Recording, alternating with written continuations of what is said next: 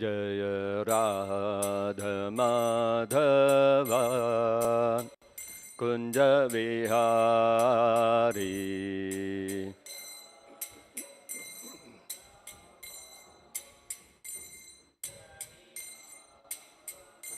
जय गोपी जन वल्लभा गिरिवरधारी।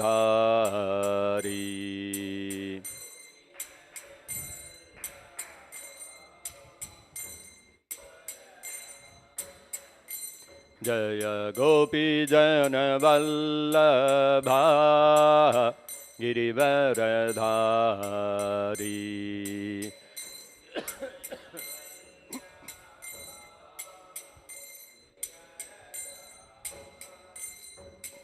यशोदनन्दन व्रज जन रंजना।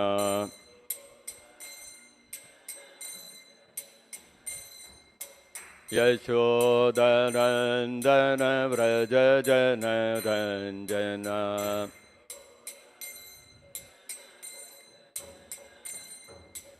यमुना तीरावनचारी।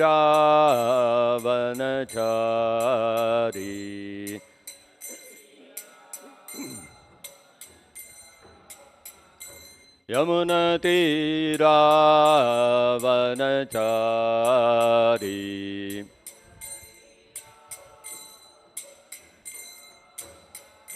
जय राधा माधव कुंज विहारी।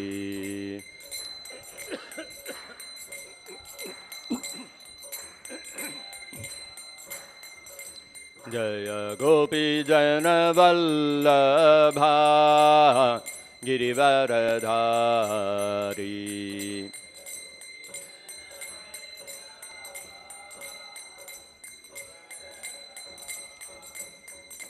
यशोदनन्दन व्रज जन रंजना।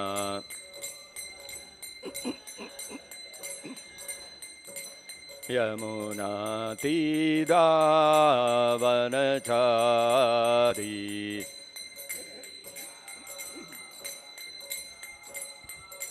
यमुना तीरावनचारी।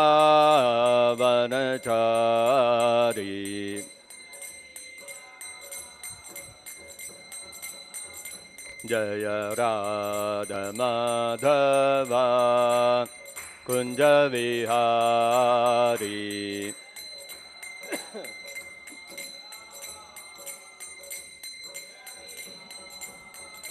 जय राधा माधव कुंज विहारी।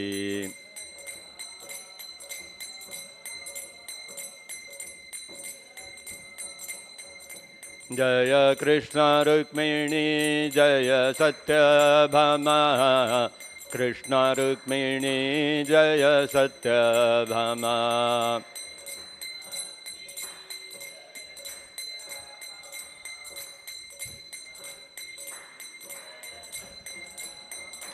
जय गौरनिताय जय गौरनिताय।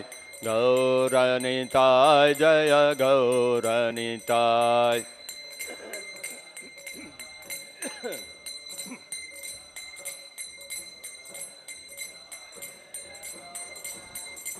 जय जय प्रभुपाद प्रभुपाद प्रभुपाद प्रभुपाद।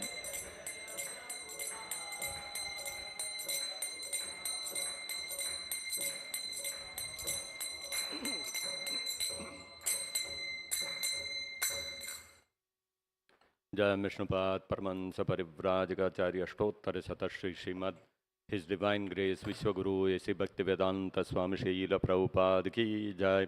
जय Vishnupad Paramhans परिव्राजकाचार्य अष्टोत्तर शतश्री Shrimad His Divine Grace शील भक्ति सिद्धांत सरस्वती गोस्वामी महाराज की जय। अनंत कोटि वैष्णव वृंद की जय। प्रेम से कहो श्री कृष्ण चैतन्य प्रभु नित्यानंद श्री अद्वैत गदाधर शिवासादि गौर भक्त वृंद की जय। ग्रंथराज श्रीमद् भागवतम की जय। श्री श्री कृष्ण रुक्मिणी सत्यभामा की जय। श्री श्री गौर निताय की जय। विश्वगुरु श्रील प्रभुपाद की जय। निताय गौर प्रेमानंदे हरि हरि बोल। ओम नमो भगवते वासुदेवाय। ओम नमो भगवते वासुदेवाय। ओम नमो भगवते वासुदेवाय।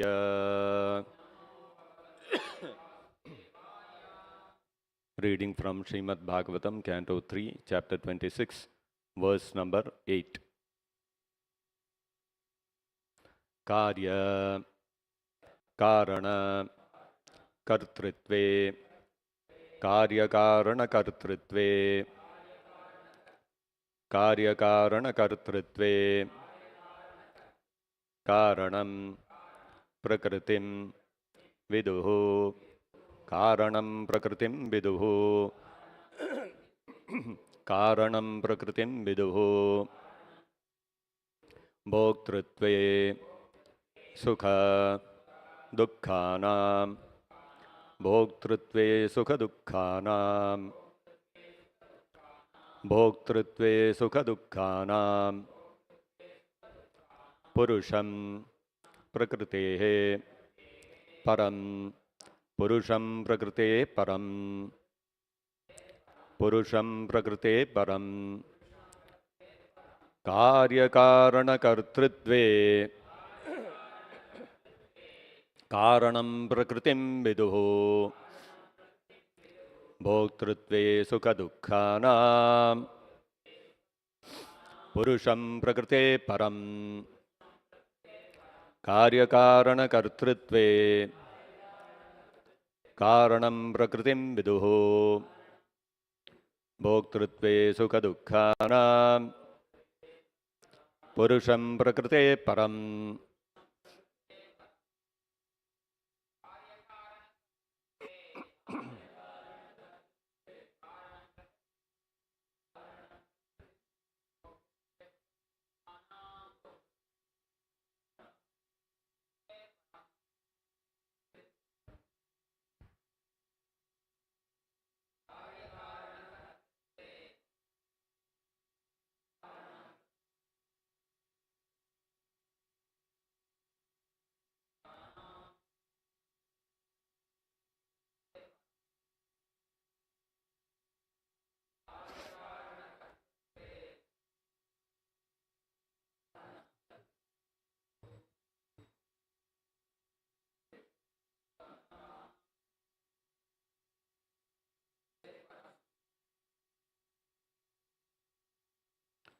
Karya, the body. Karana, the senses. Kartritve, regarding the demigods. Karanam, the cause. Prakritim, material nature. Viduhu, the learned understand. Bhoktritve, regarding the perception. Sukha, of happiness. Dukkhanam, and of distress. Purusham, the spirit soul. Prakritehe, the material nature. Param, transcendental. Translation and purport by His Divine Grace Srila Prabhupada. Translation. The cause of the conditioned soul's material body and senses, and the senses presiding deities, the demigods, is the material nature. This is understood by learned men. The feelings of happiness and distress of the soul, who is transcendental by nature, are caused by the spirit soul himself. Kindly repeat. The cause of the conditioned soul's material body and senses, and the senses presiding deities, the demigods, is the material nature. This is understood by learned men.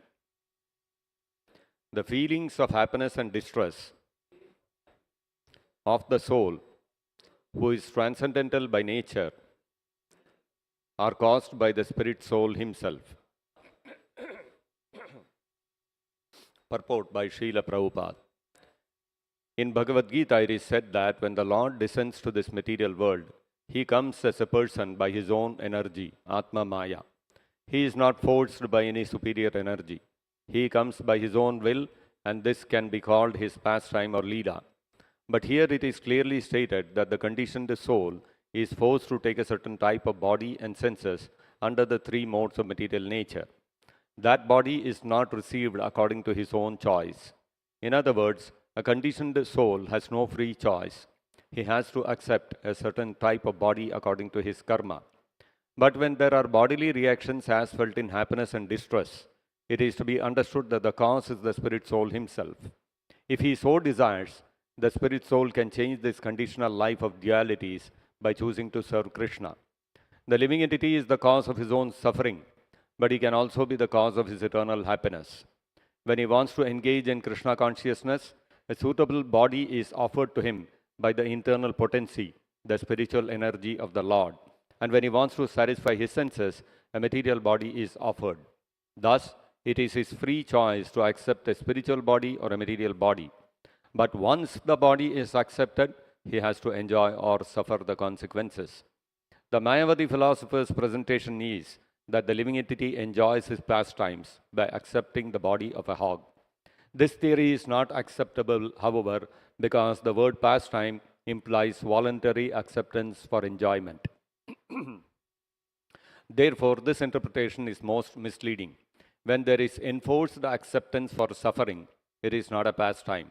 The Lord's pastime and the conditioned living entity's acceptance of karmic reaction are not on the same level. Thus ends the Bhaktivedanta purport.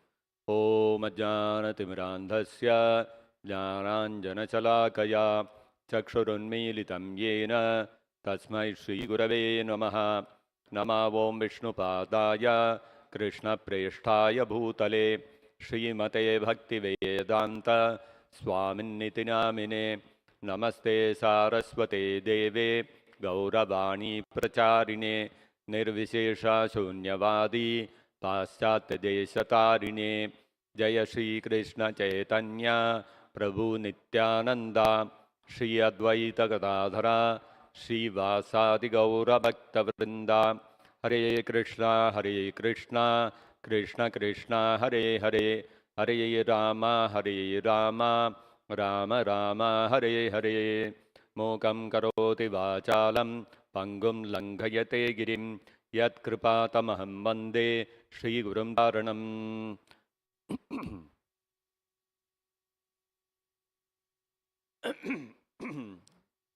Some years back, there was a case, a criminal case upon a famous Bollywood actor, Sanjay Dutt. All of you would have heard of him. He was convicted in that case, criminal case, and he had to go to jail. Sanjay Dutt was a popular actor. Per film, he earns something like 8 or 10 crores.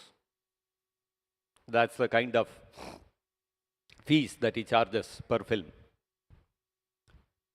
Now, when he was sent to jail, in jail, all the prisoners, they are given different menial works.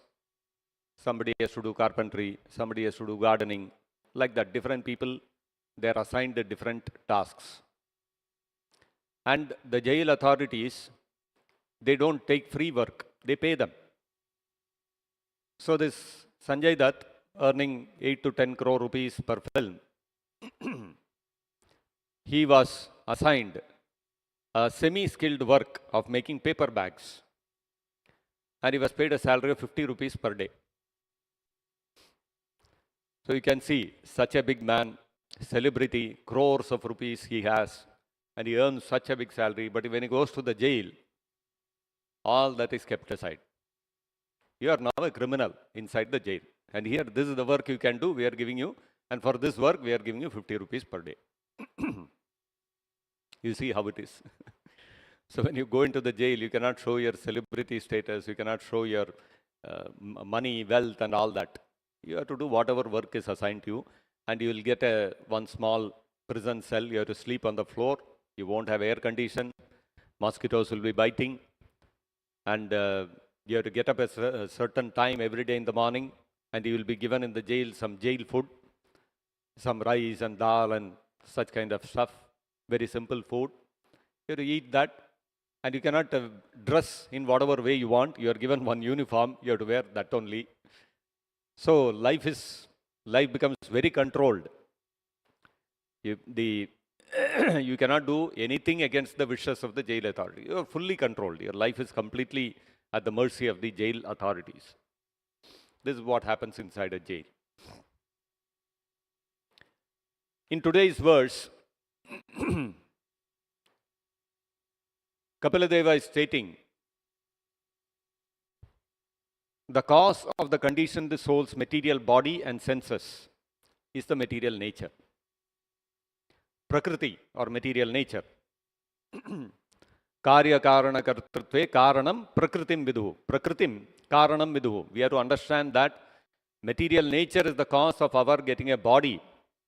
Karya karana, which is composed of the senses, 5 working senses and 5 knowledge acquiring senses, with which we execute various activities within this material world.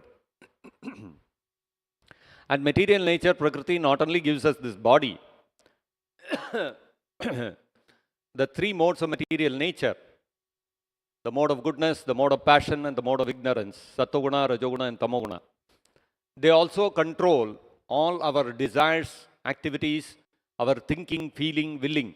All 3 aspects of the mind are controlled by the 3 modes of material nature. What we like or dislike, what kind of food we like, what kind of faith we will have, what will be the goal in our life. All these things are determined by the 3 modes of material nature. Everybody is controlled by the 3 modes of material nature. So the question naturally comes up that if we are controlled in every activity, if our senses, our mind, our intelligence, everything is being controlled by material nature, and that 3 modes of material nature are impelling us to act in a certain way, then why are we held accountable for our actions? Why do we have to suffer or enjoy the reactions? After all, the 3 modes of material nature are doing everything. I have no choice. I'm forced. So then why am I held accountable for my actions? Why do I have to get myself subjected to the sufferings and pleasures of the activities that I do, which are in fact forced by the 3 modes of material nature? But Kapiladeva is stating, Bhoktrutve sukha-dukkhanam purusham prakrite param. Prakrite param, purusham prakrite param. Although the living entity is beyond, who is transcendental to material nature, still the feelings of happiness and distress of the soul, which are resulting from the activities which he is being forced to carry out by the 3 modes of material nature, Bhoktrutve, are caused by the spirit soul himself. So this looks like injustice. First of all, I have no choice. I am forced to do, to think, to desire, to act by the 3 modes of material nature. But when it comes to the reactions, sufferings on account of sinful activities and happiness on account of pious activities, I have to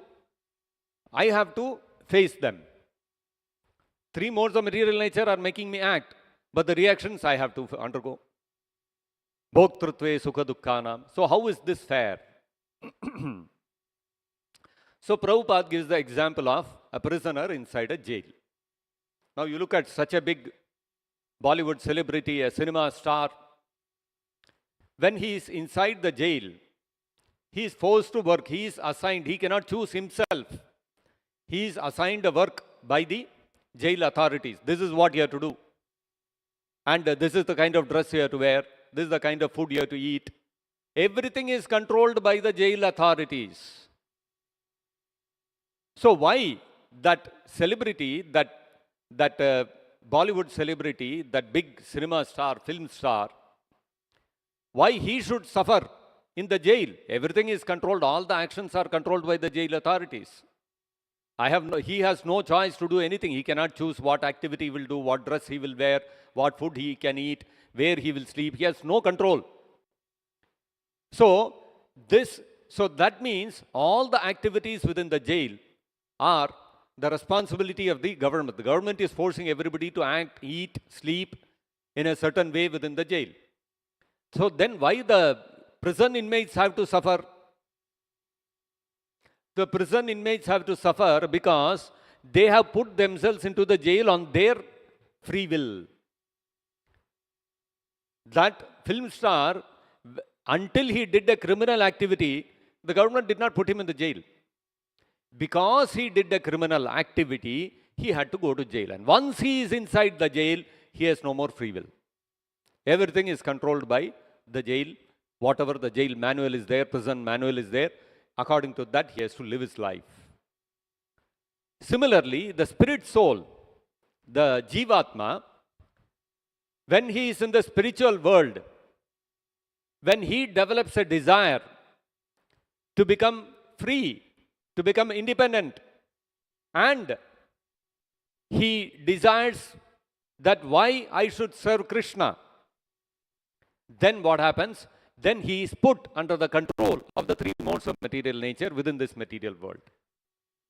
Ichcha dvesha samuttena dvanda mohena bharata sarva bhutani sammoham sarge yanti parattapa. Krishna says in the Bhagavad Gita, in the 7th chapter. What is that? Ichcha dvesha samuttena. There are two things, ichcha and dvesha. Ichcha means desire. I should be independent. I should freely enjoy myself. And this is ichcha, and there is dvesha. Why should I serve Krishna? Envy. This desire to be independent and the envy of Krishna, these two things combined together, what happens? Ichcha dvesha samuttena dvandva mohena bharata. Because of this influence of these dual desires, what happens? Sarge yanti parantapa. Sammoham sarge yanti. Sarva bhutani, all the living entities within this material universe, within the material creation, they have all put into this material. Sarge yanti, they come into this material creation because of ichcha and dvesha. The desire to be independent, to do whatever the jiva wants, and secondly, the envy of Krishna. This is similar to a person who is in the free society within this material world. Then one time he develops a desire. I want to do something which is illegal, which is criminal. I develop a desire. And at the same time, it is fueled by the envy of the government. Why I should listen to the government? I'll do whatever I want. Just like that Bollywood star, he developed a criminal desire. I want to do something which is illegal. And he thought, why I should follow the government? So what he did, he engaged in a criminal activity. The moment he was caught, what happened? He is put into the jail. And the moment you are in the jail, no more freedom.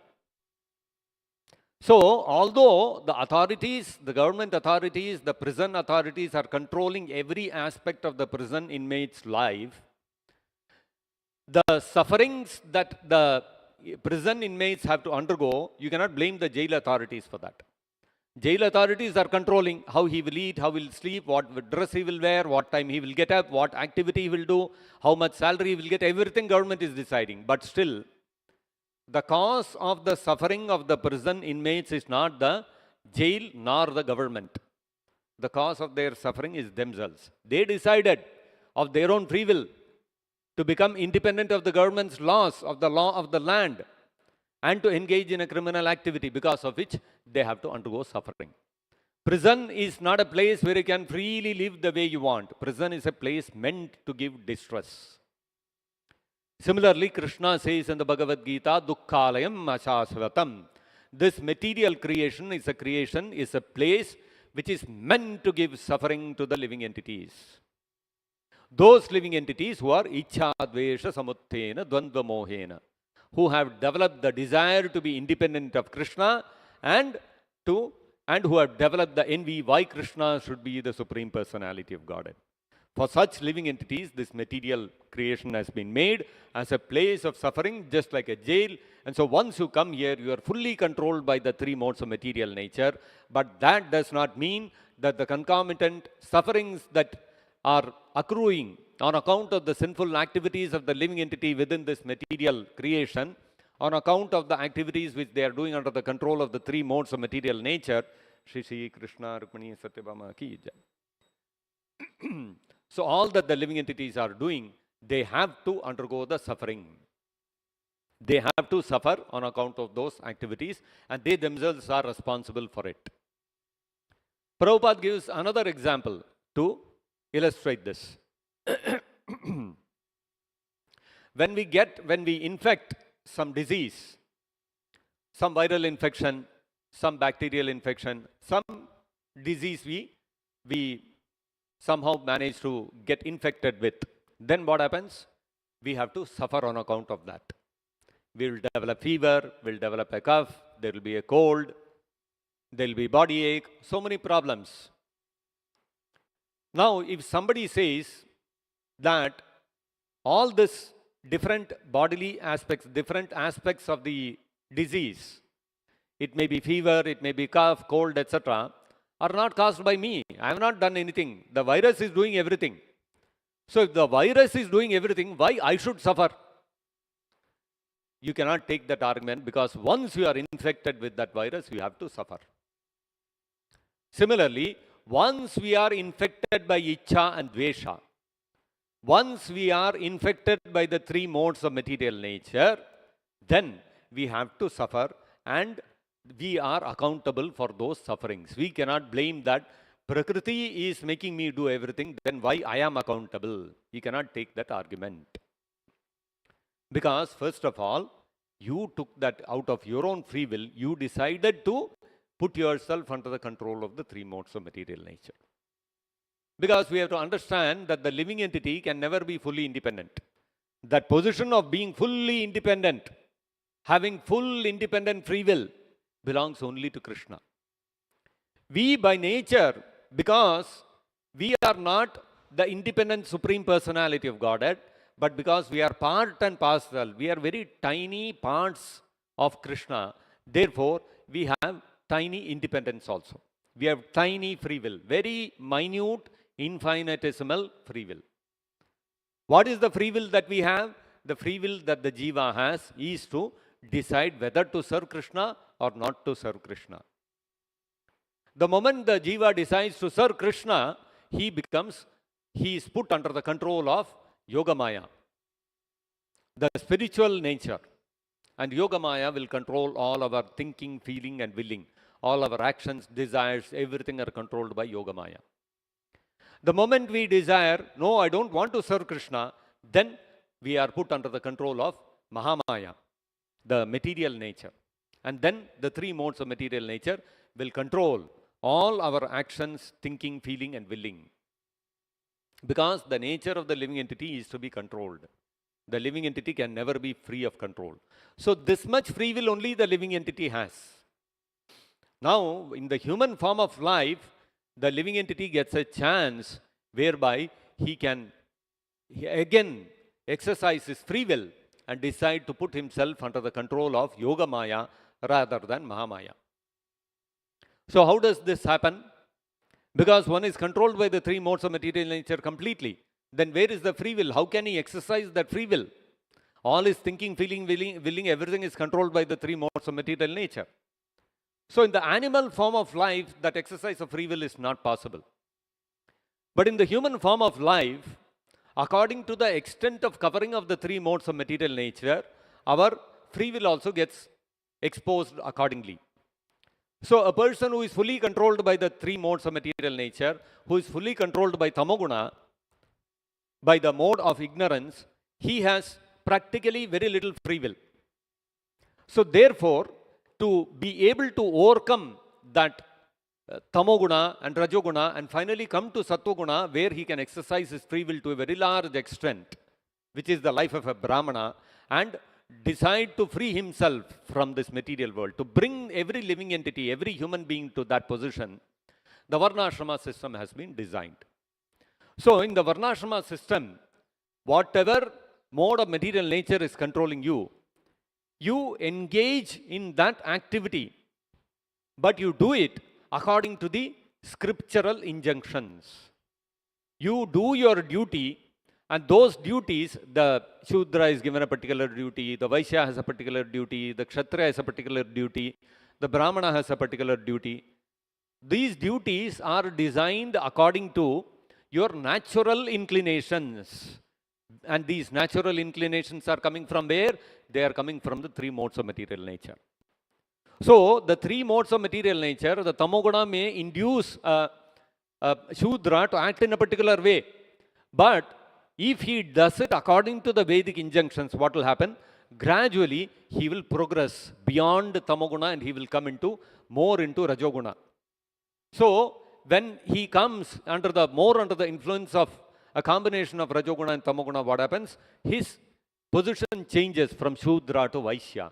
Then he starts engaging, his inclinations change, his desires change according to the combined influence of Rajoguna and Tamoguna, and he starts acting like a Vaishya.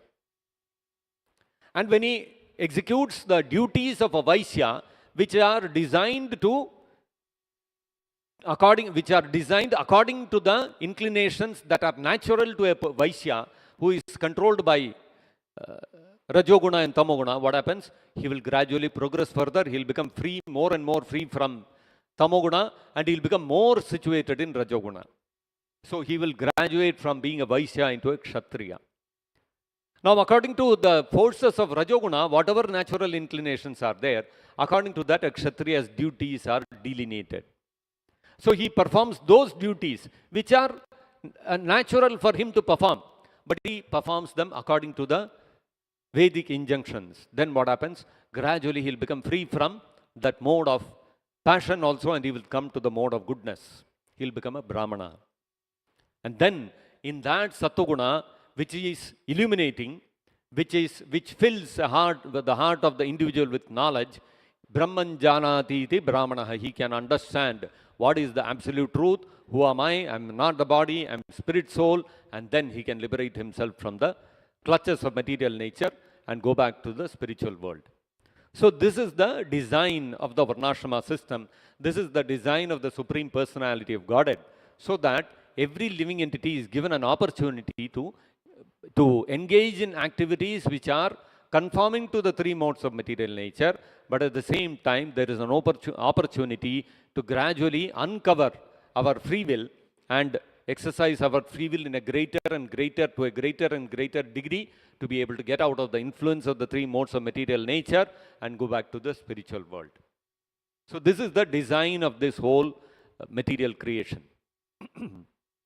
Now, interesting thing is, everywhere in the Srimad-Bhagavatam and the Bhagavad Gita, the subordinate nature of the living entity of the jiva is stressed repeatedly. Especially in the Srimad-Bhagavatam, the instructions are given how to develop our sense of servitude to Krishna. Repeatedly this is hammered in, that we are subordinate. And our nature is to serve. Either we have to serve Mahamaya, material nature, or we have to serve Krishna.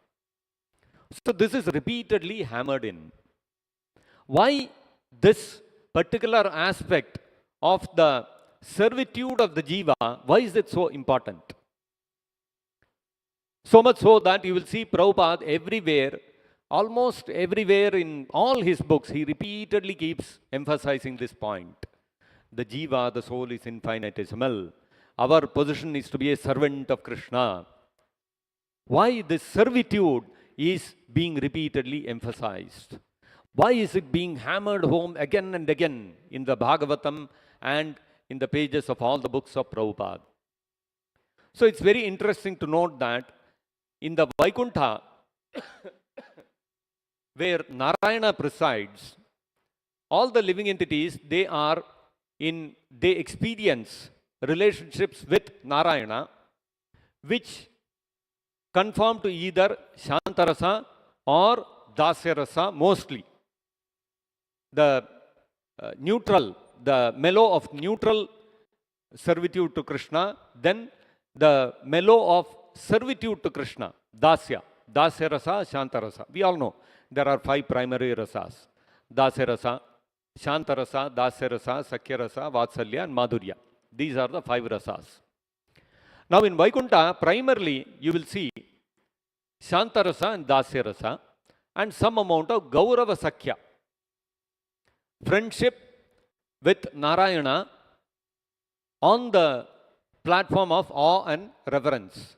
With veneration, there may be a living entity, a devotee, may exchange the mellow of friendship with Narayana.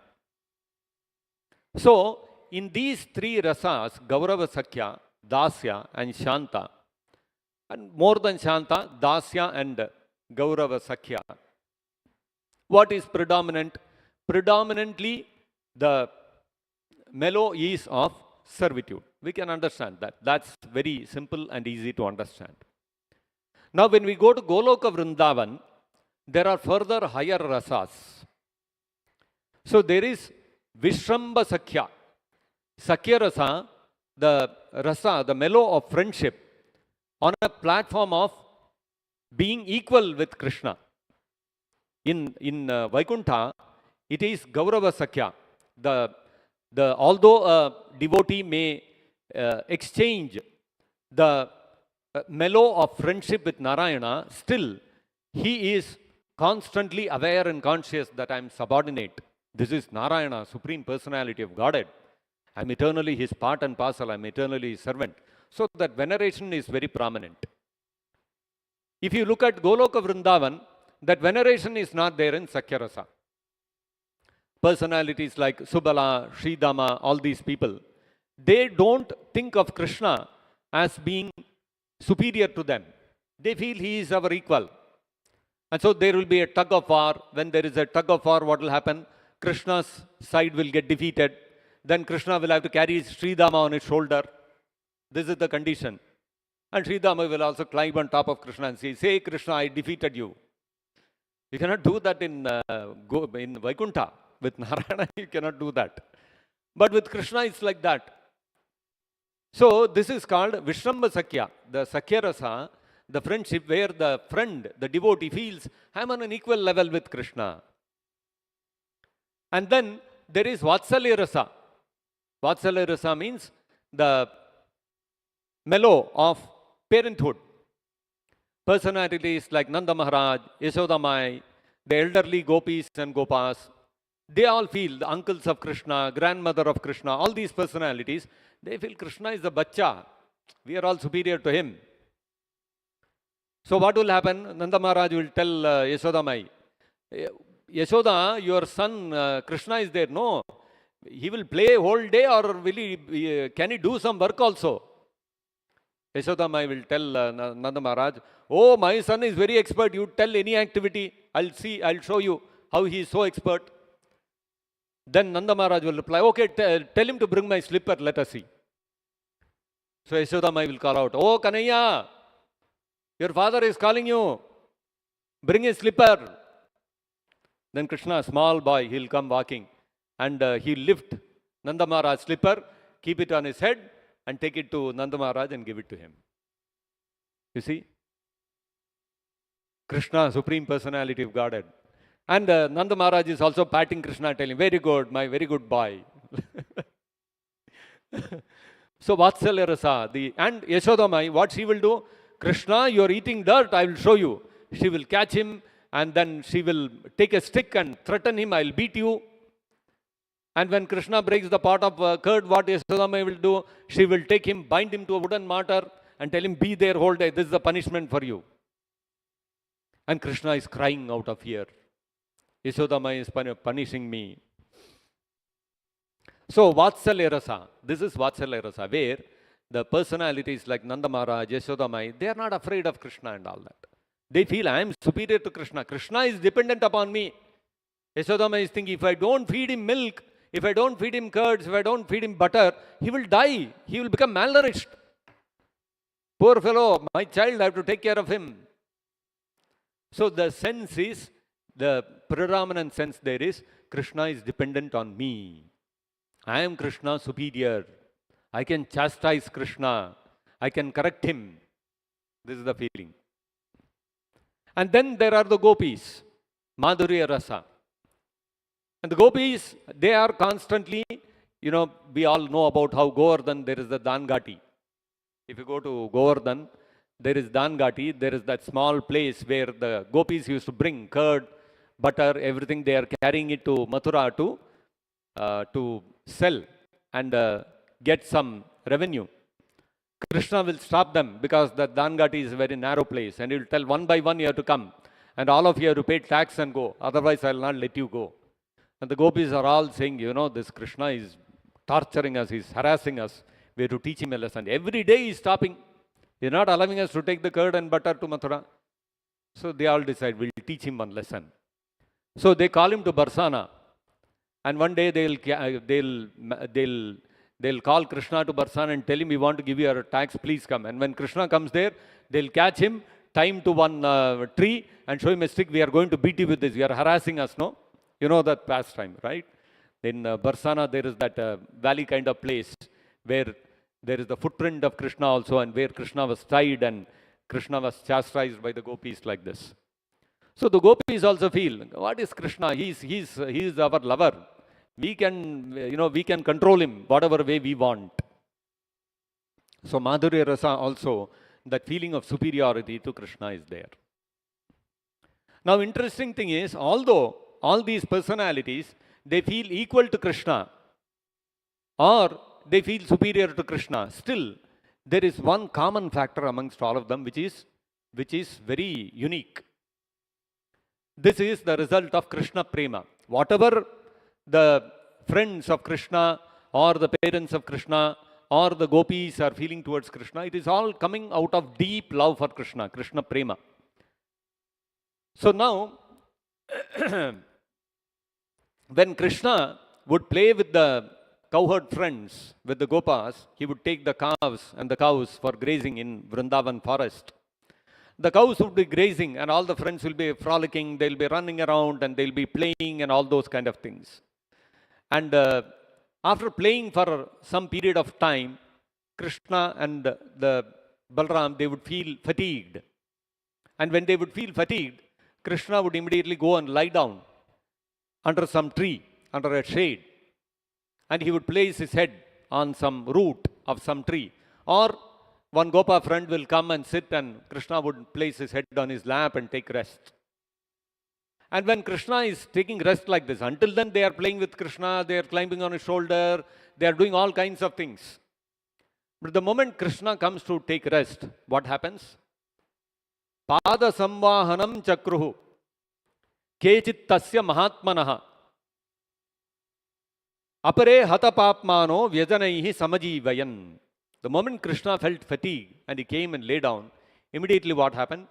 Pada samvahanam chakruhu tasya mahatmanaha. Mahatmana of Krishna, Krishna is Paramatma, so he is also referred to as Mahatma sometimes.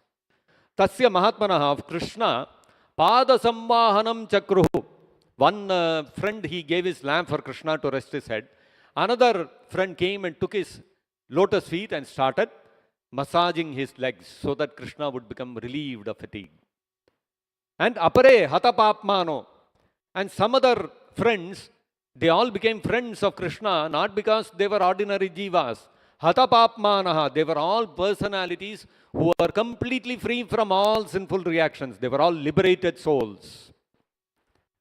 So, apare vyajanaihi samajivayan. Others, somebody is massaging Krishna's lotus feet, and somebody else took one fan and started fanning Krishna. Krishna's fatigue should go. His perspiration, he's feeling warm, he's feeling hot. He should feel a cool breeze like this. So you see, all the sakhas, the friends of Krishna, although they feel they are equal with Krishna, still, even in that feeling of equalness to Krishna, they have that sense of deep servitude to Krishna. They are ready to take his feet and massage his lotus feet. You see, although they are feeling equal with Krishna, still that sense of servitude is very prominent. Even in that feeling of equality with Krishna, still they have that sense of servitude to Krishna. Now, Krishna, after playing with all his friends and gopis and all that, like in Vrindavan for about 10 years, 6 months, then he went to Mathura.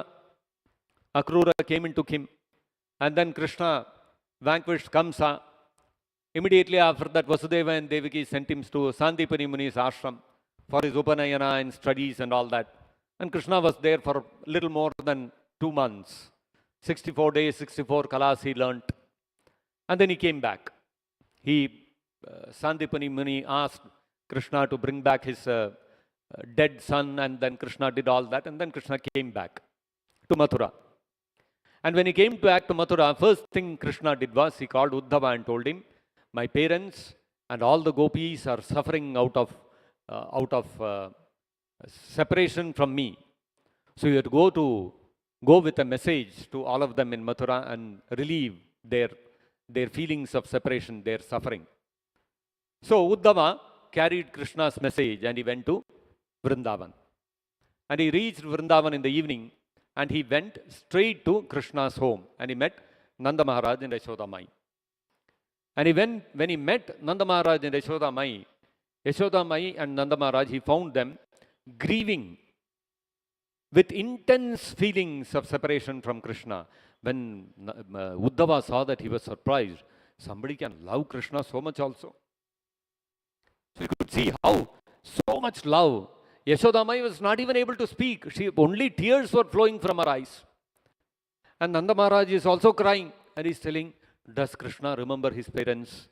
Does he remember his friends? How is he now? Is he keeping well? And all these kind of things. So you see that love for, that Krishna prema, the love for Krishna that is there in the hearts of Nanda Maharaj and Yashoda Mai is so great that even Uddhava, who is the cousin of Krishna and who is a very close associate in Mathura amongst the Yadavas with Krishna, even he was surprised at the love of Nanda Maharaj and Yashoda Mai. So when Nanda Maharaj was talking to Uddhava, one of the things he told Uddhava was, Manaso vrittayo nahasyuhu Krishna padambujashrayah vacho abhidayinir nam kayastu tat prakhvanadishu. Nanda Maharaj, interestingly, he is superior to Krishna. He is Krishna's father. And you see how he used to order Krishna, bring my slippers and all that. And that Nanda Maharaj, who is the superior of Krishna, he is telling, what is he saying? Manaso vrittayo nahasyuhu. All the activities of our mind. What are the activities of the mind? Thinking, feeling, willing. These three are the activities of the mind. So let all the activities of our mind, Krishna padambujashrayah, let it be concentrated upon the lotus feet of Krishna. Although Nanda Maharaj is a superior to Krishna, he is also, what is when he is ordering Krishna, when he is controlling Krishna, what is his mood? His mood is, my mind, all the activities of my mind should be absorbed at the lotus feet of Krishna. And vacho abhidayinir nam, and let my speech, my power of speech, let it constantly be engaged in chanting the holy names of Krishna. Nam, vachaha, my power of speech, abhidayinir nam, let my power of speech be engaged constantly in chanting the names of Krishna. And then he said, kayas tat prakhvanadishu, and let my body be engaged in offering obeisances to Krishna. You see how wonderful this is? Father is telling, my mind should be engaged at the lotus feet of my son. My power of speech should be engaged in always chanting the names of my son, and my body should be engaged in offering obeisances to my son. Nanda Maharaj is a worshipable superior for Krishna. Krishna, every day, he offers obeisances to Nanda Maharaj because he is his father. He is touching his feet. And what is Nanda Maharaj thinking? I should be engaged in offering obeisances to Krishna. So you see, even a superior to Krishna, even he feels that I am a servant of Krishna. And when it comes to the gopis are controlling Krishna fully. So much so that Krishna cannot repay the love of the gopis.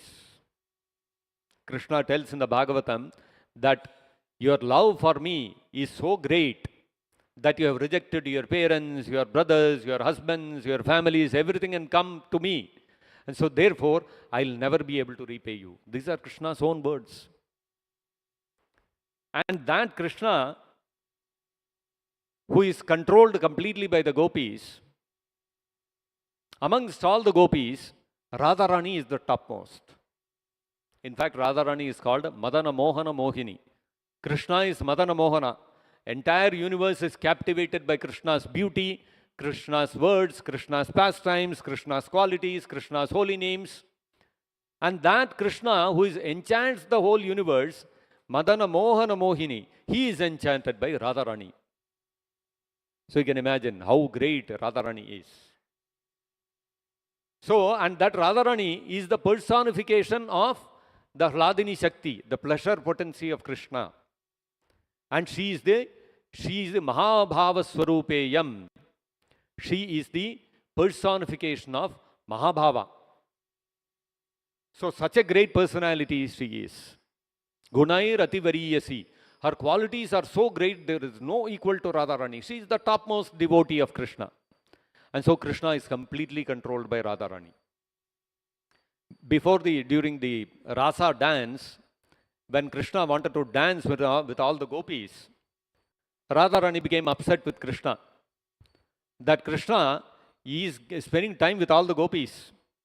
So Radharani became angry, and she left the Rasa dance venue and went away. She left the Rasa dance venue and went away. So when Krishna saw that Radharani has left the Rasa dance venue and gone away, Krishna immediately left the Rasa dance venue and followed behind her.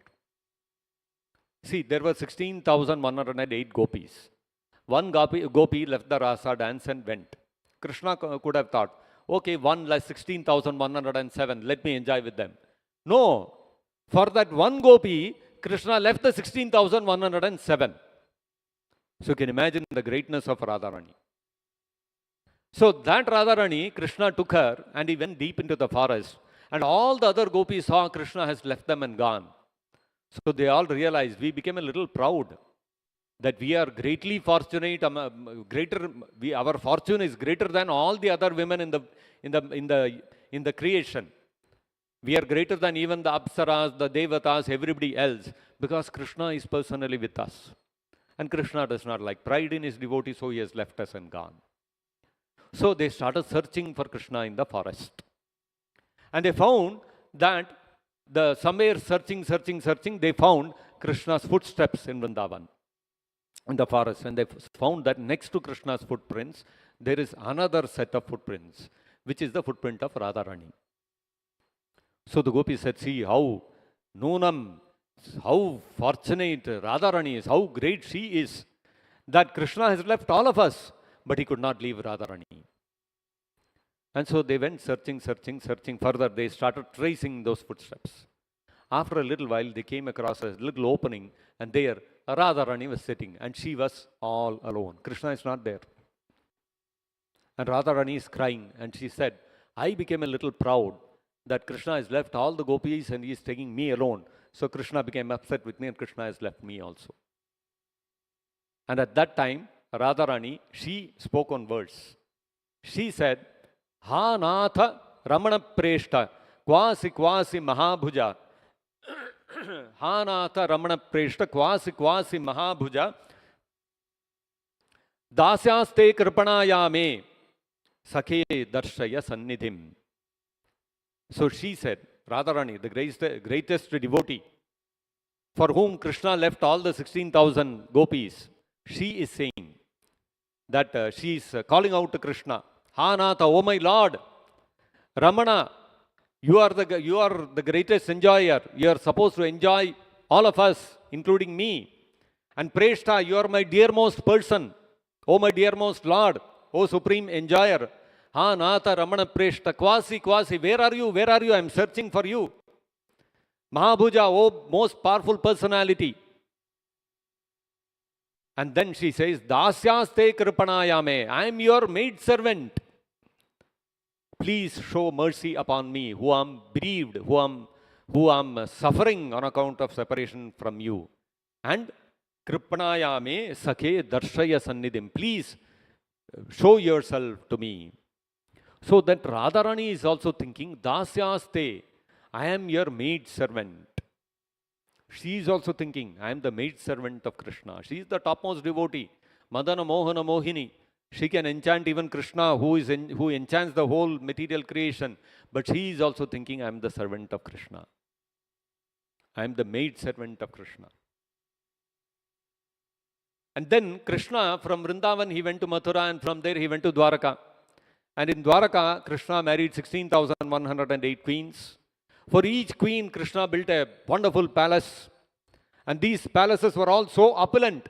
There was no need of lighting them with LED lights or with flames. No need. They were all, ivory was used for the flooring. And there were very precious, glittering gems kept on the walls, which would act like torchlights. They would reflect the sunlight and moonlight, and the whole palace would be filled with light. No need of artificial lighting. And corals and all such rubies, emeralds, all these most precious diamonds and jewels and gems would be used in the flooring. And on that people are walking. You can imagine the kind of opulence of Dwaraka. And each palace, one queen would be dedicated to one queen. And there would be hundreds of maid servants who would be serving the queens. And everywhere you could see aguru being lit, and the fragrance of the aguru coming out of the latticed windows. Such a beautiful atmosphere, very opulent. That's the kind of opulent way in which the queens of Dwaraka used to live. So once Draupadi happened to meet all the queens of Krishna, and she started talking to them. And Draupadi is also a great devotee of Krishna. So she started asking them, can you please explain how you came to marry Krishna? How did Krishna accept all of you as his queens? Then each of them started talking. Rukmini said something, somebody else said something. And how Krishna came to marry them. Kalindi was one of the queens, Yamuna personified. So she explained how Krishna married her. So she said that tapascharantim ajnaya swapada sparshanashaya sakyopetyagrahit panim saham tad grihamarjani. She said, tapascharantim ajnaya, knowing that I am engaged in severe austerities. Kalindi was undergoing severe austerities. She was doing a lot of tapasya. With what intention? Tad pada sparshanashaya, with the desire to touch the lotus feet of Krishna. She was engaged in severe austerities on the banks of the Yamuna. And at that time, Krishna had come to Indraprastha. The Pandavas had just got Indraprastha as their kingdom, and they were still building the kingdom. At that time, Krishna came there. And with Arjuna, Krishna took the chariot and went into the forest.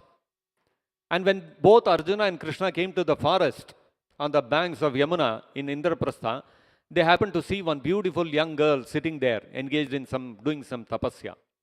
And Krishna told Arjuna, go and ask her who she is and why is she undergoing so much, doing this tapasya in the middle of this forest. So Arjuna went to her and asked her, oh beautiful lady, please know that I am Arjuna, the friend of Krishna, and I come here to ask you who you are. And you are a young woman all alone in this forest. What are you doing here? You seem to be of marriageable age. Are you looking for a suitable groom? And then she replied, yes, my name is Kalindi, and I am undergoing tapasya, severe austerities in this forest, because I have decided that I will accept only Narayana as my husband. So Arjuna went back and told Krishna this. So Krishna went and he took Kalindi on his chariot and he took her back and he married her. So Sakyopetyagrahit panim. So tat pada sparshasana out of desire to touch the lotus feet of Krishna, tapas charantim, I was engaged in austerities, ajnaya, knowing this, Sakhya upetya, Krishna came with his friend and Pragrihi Panim, he clasped my hand. And that means Krishna married her. Panigrahana. He clasped her hand, meaning he married her. And then Kalindi said, now having married Krishna, she is living in that opulent palace with so many maidservants and with valuable diamonds and jewels and ivory and all these things spread on the floor.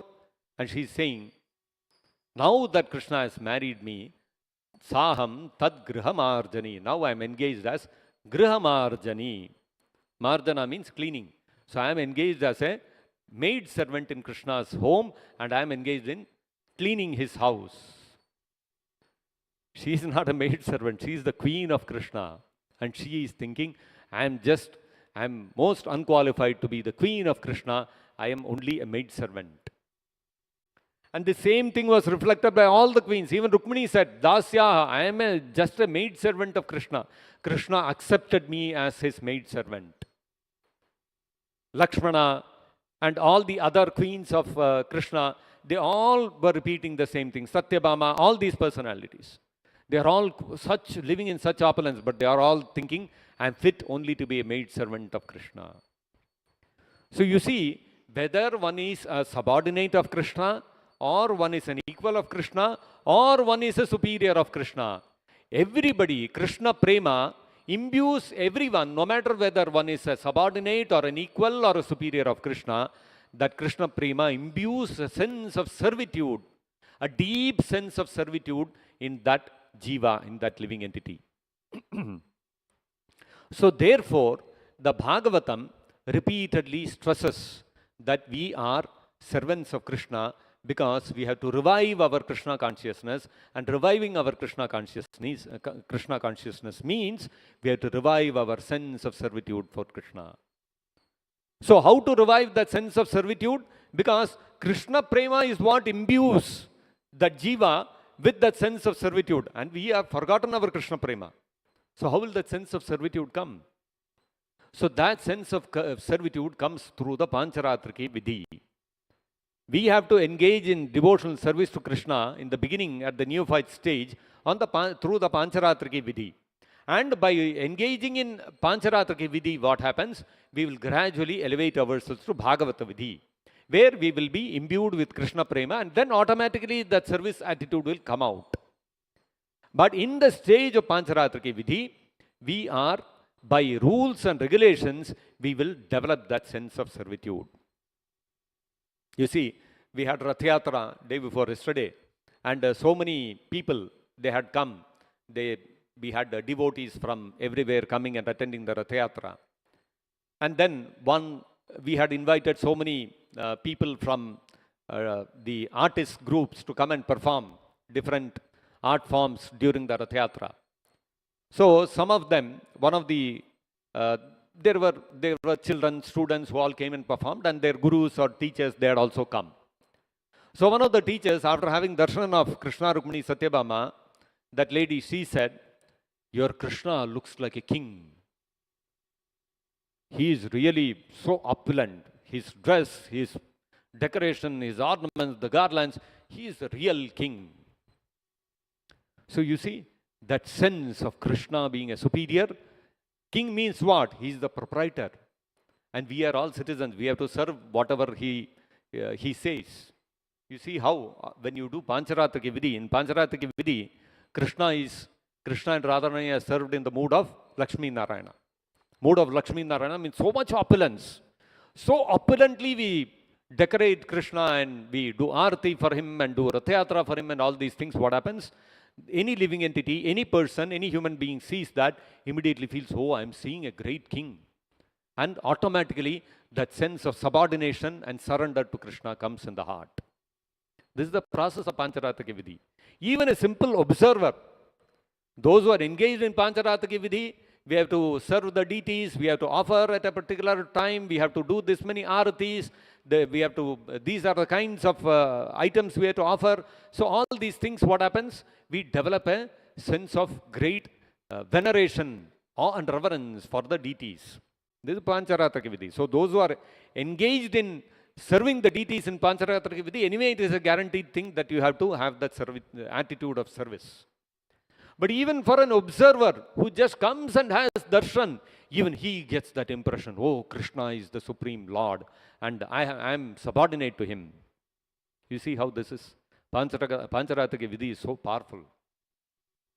And you go on engaging in Pancharataka Vidhi seriously, what will happen is, gradually your taste and your love for Krishna will get revealed, and then you will come to the stage of Bhagavata Vidhi. And once you come to the stage of Bhagavata Vidhi, you develop Bhava for Krishna, Bhava Bhakti, and then Prema Bhakti will come. And then of course in Prema Bhakti further stages, Raga, Anuraga, all those kind of things, Mana and Sneha, Bhava, Anubhava, all these things will come. So you see how you engage in Pancharataka Vidhi and come to the stage of Bhagavata Vidhi, and once you, in Pancharataka Vidhi itself, you will start developing that sense of servitude to Krishna. And then once you come to the stage of Bhagavata Vidhi and you come to the stage of Krishna Prema, what will happen? That sense of servitude for Krishna will automatically be imbued in us, in our hearts, because of the love for Krishna, Krishna Prema. And just like Nanda Maharaj, Yashoda Mai, the gopis, the queens of Dwaraka, the friends of Krishna, we will all have intense feelings of servitude to Krishna. And so therefore, it is so important to impress upon the living entity that they are servants of Krishna. Then only we can go to the spiritual world, because there everybody is imbued with that sense of servitude. If we go to the spiritual world without that sense of servitude, we will not be able to fit in. We will be misfits. So therefore, the Bhagavatam is repeatedly hammering in that you are subordinate. You cannot escape being a subordinate. Like Kapiladeva is stating here, Karya Karana Kartatve Karanam Prakritim Viduhu. We are subordinate to Prakriti. Either we have to be subordinate to Prakriti, or we have to be subordinate to Krishna. And therefore, if we are subordinate to Prakriti, Bhoktatve Sukha Dukkhana, we have to undergo suffering and distress within this material world. On the other hand, if we become subordinate to Krishna and develop that attitude of service to Krishna, then what will happen? We will be full of bliss, and there will be no more distress, no more old age, no more disease, no more death, and no more impermanence, and we can enjoy the full bliss of serving Krishna in full love of him. So this is what is being instructed by the Srimad-Bhagavatam, and so therefore we should use our free will to serve Krishna and liberate ourselves from the influence of the three modes of material nature. We'll stop here. Grantharaj Srimad-Bhagavatam ki jai, Vishwaguru Srila Prabhupada ki jai, Nitai Gaur Premanande Hari Hari.